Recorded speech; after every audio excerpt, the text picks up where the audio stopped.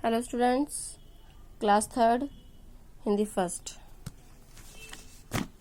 Lesson 5 हो गया है आपका। आज है लेसन 6 अध्याय 6 बीरबल की खिचड़ी। बीरबल का नाम तो तुमने सुना ही होगा। जानते हैं बीरबल को आप?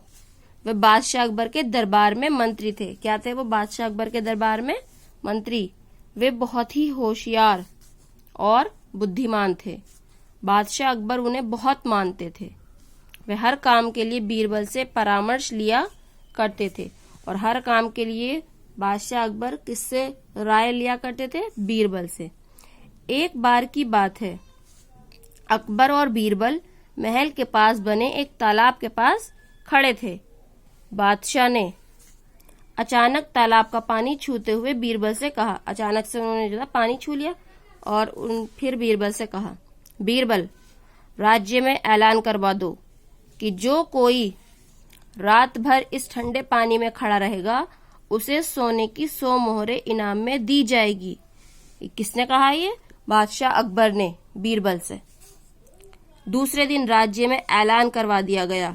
एक गरीब आदमी ऐलान सुनकर उसी रात महल में पहुंचा और तालाब में उतरा। अब दूसरे दिन क्या हुआ? जब ऐलान हो गया तो एक गरीब आदमी ऐलान सुनकर वहां राजमहल में आया और तालाब में उतर गया। वो खड़ा हो गया पानी में जाकर।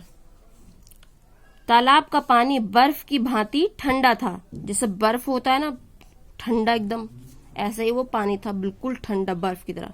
उसने सोचा, एक ही रात की तो बात है, फिर तो मेरी गरीबी दूर हो जाएगी। अब वो ये सोच रहा है कि एक ही रात तो मुझे खड़ा होना है, कोई बात नहीं, खड़ा हो जाऊंगा, मेरी गरीबी तो दूर हो जाएगी। सोचते सोचते उसने रात बिता दी। यही सोच सोचकर उसने पूरी रात बिता दी। सवेरा हुआ तो बीरबल ने आकर उसे गर्म कपड़े पहनाए और दरबार में ले आए।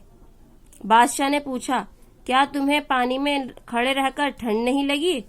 अब बादशाह ने पूछा, तुम्हें ठंड नहीं लगी? इतनी पूरी रात तुम ठंडे पानी में खड़े रहे? उसने कहा, जहां पना, मुझे बहुत ठंड लगी थी, लेकिन मैंने महल में जलती बत्ती को देखते देखते रात बिता दी। वो कह रहा है कि मुझे जो है बहुत ठंड लगी थी, मगर मैंने महल में जलती हुई बत्ती को देखकर पूरी रात बिता दी।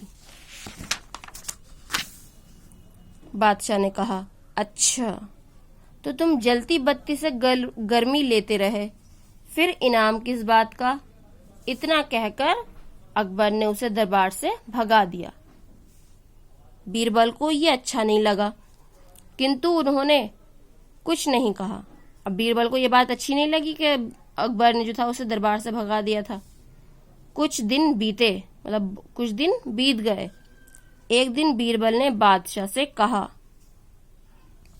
जहां पना, अगर आप मेरी बनाई खिचड़ी खाएंगे तो उंगलियां चाटते रह जाएंगे।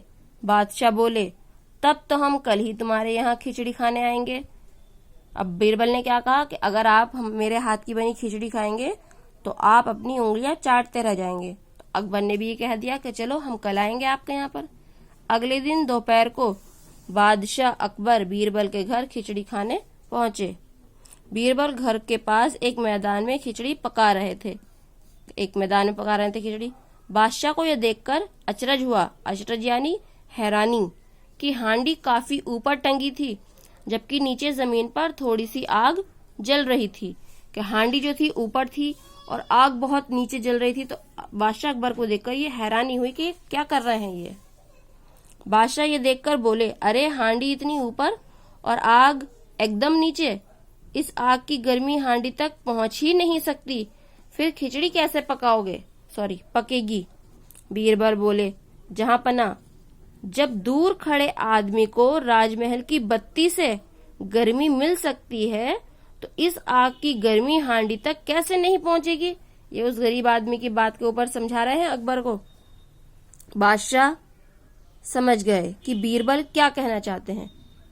उन्होंने कहा, बीरबल, उस आदमी को दरबार में बुला लाओ, हम उसे इनाम देंगे। दूसरे दिन वह गरीब आदमी राजमहल में आया। बादशाह ने उसे 200 मोहरें दी। इधर बीरबल मन ही मन मुस्कुरा रहे थे। अब उन्होंने एक गरीब आदमी के साथ अच्छा करा, तो इसलिए बीरबल जो थे मन ही मन मुस्कुरा रहे थे। शिक्षा, हमें प्रत्येक समस्या का समाधान अपनी सूझबूझ से करना चाहिए। ये नहीं कि हमारे ऊपर परेशानी आ रही है और हम बैठे हैं ऐसे ही, बल्कि समझदारी से सामना करना चाहिए। ये आपकी स्टोरी थी। Thank you.